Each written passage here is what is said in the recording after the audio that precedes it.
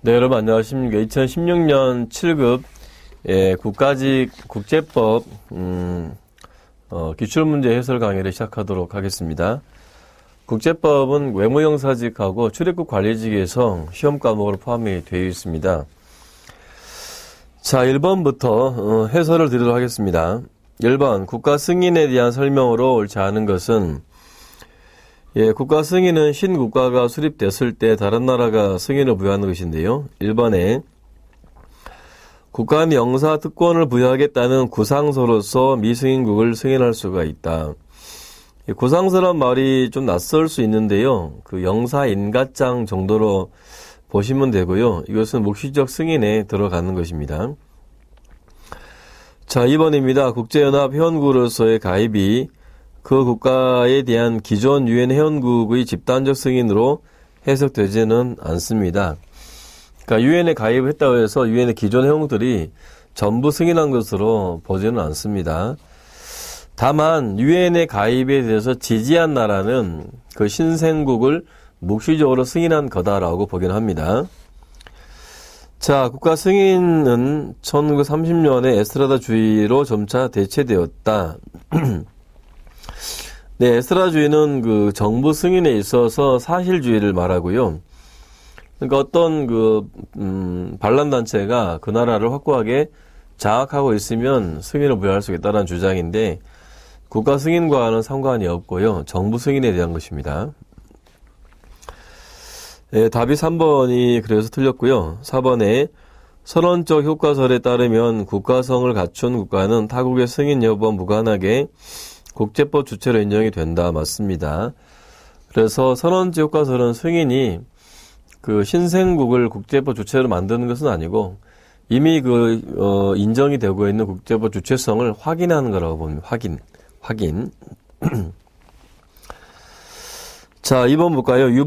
조약의 유보에 대한 설명으로 옳지 않은 것은 1번 조약이 달리 규정하지 아니하는 한 유보의 통고를 받은 국가가 그 유보에 대해서 이의를 제기하지 아니하는 경우에는 유보를 수락한 것으로 간주가 됩니다. 이것을 묵시적 수락이라고 하는 것이고요. 2번 조약이 달리 규정하지 아니하는 한 유보는 언제든지 철회될 수가 있고 유보 수락국의 동의를 필요로 하지는 않습니다. 다만 철회 절차는 서면으로 하도록 되어 있습니다. 3번 첨부된 유보 내용이 조약의 대상 및 목적과 양립 가능하다면 일부 국가의 반대가 있어도 유보국은 조약의 당사국이 될 수가 있다. 그래서 한 국가라도 유보를 수락하면 당해 조약의 당사자가 될 수 있습니다. 4번 유보는 일방적 선언이지만 그 효과는 상호주의적이므로 유보국과 유보 수락국 간에는 유보의 범위 내에서 관련 조약 규정을 변경합니다. 유보의 목적이 그런 특정 조항을 변경하는 목적입니다. 자, 3번 보겠습니다. 국제환경법의 일반 원칙에 대한 설명으로 옳지 않은 것은 1번 환경보호에 관하여 모든 국가가 공동의 책임을 지나 각국은 경제적 기술적 상황을 고려하여 차별화된 책임을 부담합니다. 이것을 공동의 그러나 차별적 책임 원칙이라고 하죠. 2번 심각한 환경 피해 우려가 있는 경우에 다소 과학적 확실성이 다소 부족해도 환경 훼손에 관한 방지 조치를 우선 취해야 된다. 이것을 사전주의 원칙이라고 합니다. 3번에 환경 오염을 유발한 책임 있는 자와 오염 발생 지역을 관할하는 국가 기관이 공동으로 오염 처리 비용을 부담한다. 이것은 이제 그게 아니고요. 오염을 유발한 자 측에서 제거 비용을 대라 이런 원칙이 있죠. 그래서 오염자가 비용을 부담하는 그런 원칙이 되겠고요. 자, 4번에 어느 국가도 자신의 관할권 내에서의 활동으로 다른 국가 또는 자국 관할권 바깥 지역의 환경 피해를 야기하지 말아야 된다. 이것은 이제 초국경적 환경오염 피해 방지 의무라고 하는 것이죠. 자, 그 다음 4번 보겠습니다. 안보리의 군사적 강제 조치에 대한 설명으로 옳지 않은 것은 1번 안보리는 평화에 대한 위협, 평화의 파괴, 침략 행위의 존재를 먼저 결정을 해야 되고요. 현재 관행은 평화에 대한 위협으로만 결정하고 있습니다. 이것이 이제 칠장성 조치를 취하기 위한 전제 조건이고요.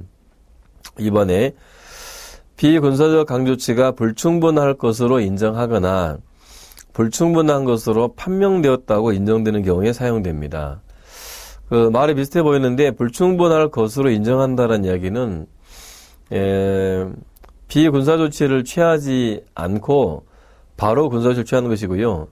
불충분한 것으로 판명됐다고 하는 것은 비군사 조치가 효과가 없다는 것이 판명되었을 때 비로소 군사 조치를 취한다는 얘기입니다.